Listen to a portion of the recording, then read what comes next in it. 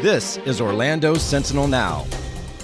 Hello and welcome. It's Monday, September 13th, and this is Orlando Sentinel Now. Today we're talking about cleanup efforts over at Lake Jesup and Indian food. I'm your host, Joe Mario Pedersen, and joining me today, I have Seminole County reporter Martin Comas and food columnist Amy Drew Thompson. Thank you both so much for being here. Let's go ahead and get right into it. Martin, coming to you first for one of your latest headlines. Floating algae harvester turns green goo into clear water. But is that enough for Lake Jesup? Now, before getting into how this cleanup is happening, can you talk to us about the situation at Lake Jesup itself? Oh, sure. Lake Jesup is the largest lake in Seminole County. It's about 25 square miles. It's also one of the largest lakes in Central Florida, but it is the most polluted lake in Florida. I think it's even more polluted. It's considered more polluted than Lake Apopka, that famous lake over in Orange County, which got millions of dollars in cleanup efforts from the state.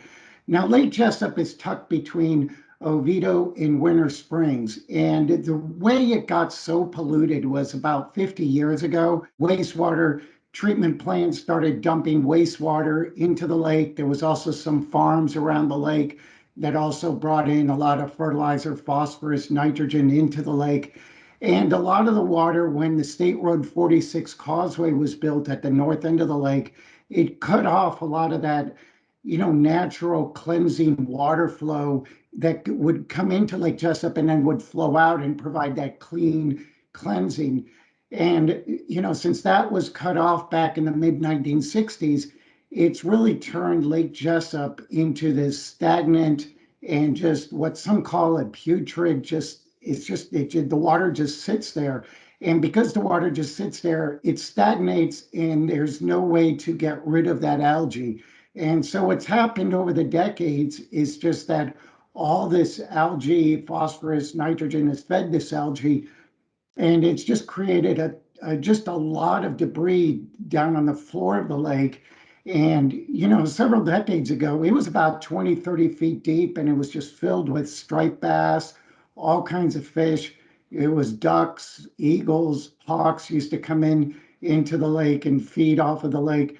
But today it's only about 3 feet deep, if you can believe that. And this is such a big lake, and it's just, hardly anybody uses it anymore because it is so shallow. Wow, pretty awful situation that you've painted there for us. But this month, we did see the kickoff of a new filtration system that you described in your report as a floating barge of sorts. Could you tell us more about that? It is. That's exactly what it is. The St. Johns River Water Management District, using a $1.6 million federal grant.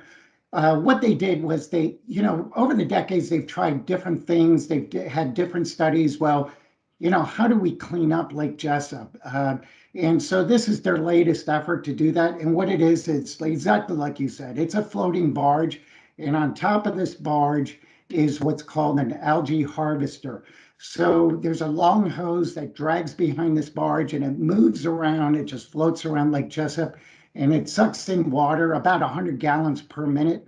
And it puts it through this machine, through this filters, and it puts in all these coagulants and it separates out the algae, and it's this green gooey blob. And then the clear water is poured back into Lake Jesup. And the whole process takes about 25, 30 minutes.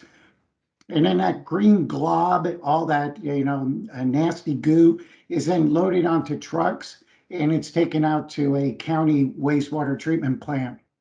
However, some people that have lived there for a long time and a lot of environmentalists that are really familiar with the problem with Lake Jesup say, this problem with Lake Jesup is just too big. The lake is just too big that this floating barge and just pumping out 100 gallons per minute is really going to make much of a dent. But, others say it is a step. It is cleaning some of the lake. And so we'll just have to wait and see.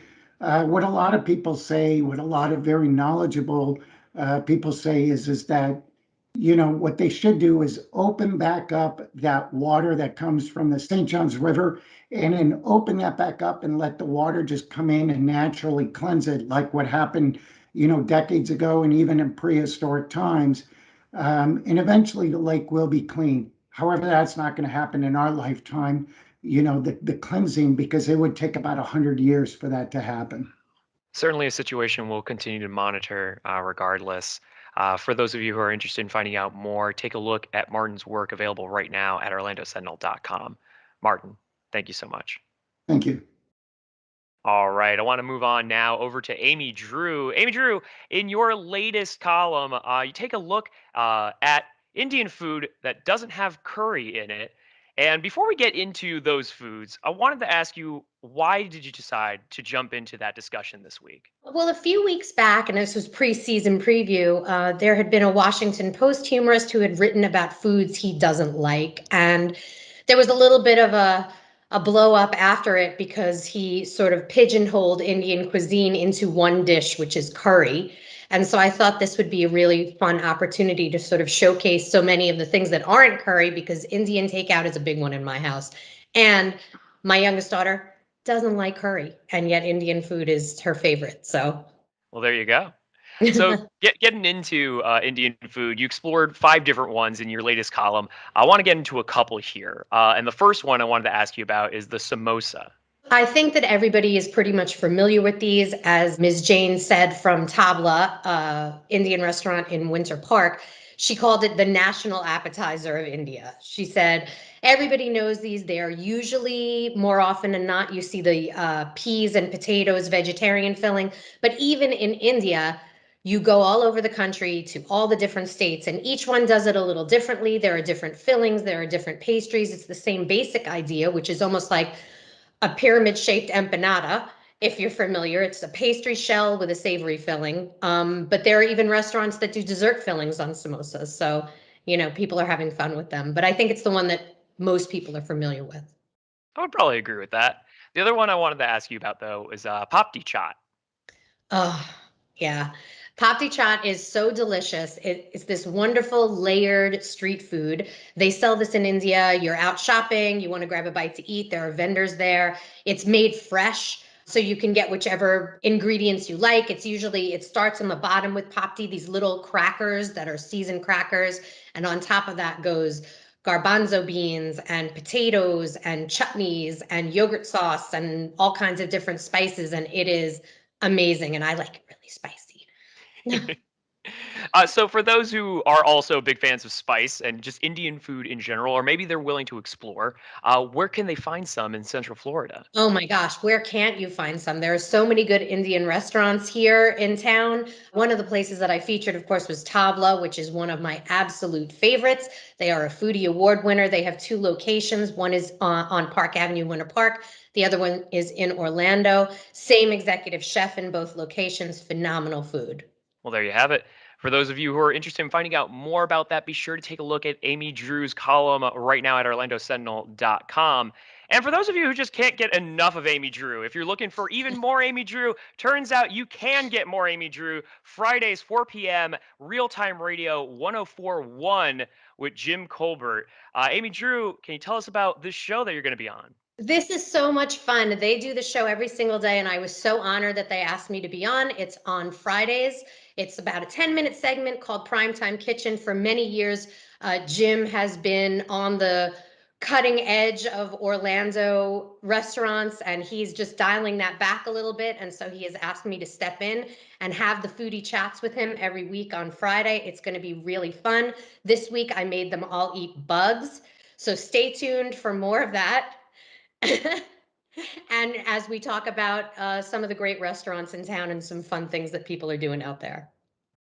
Primetime Kitchen, 4 p.m. Friday, 1041. Be on the lookout for Amy Drew on there. And if you're looking for more Amy Drew, OrlandoSentinel.com, of course, is where you can find all of her columns, as well as all the other stories that are happening in and around your community. For those of you who are subscribers to the Orlando Sentinel, thank you so much for continuing to support our work and supporting local journalism. If you want to become a supporter, it's easy to do so.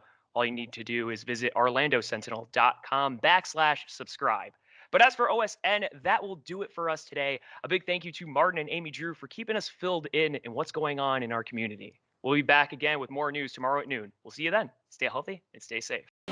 Watch Orlando Sentinel Now live every weekday at noon on our Facebook page and on orlandosentinel.com.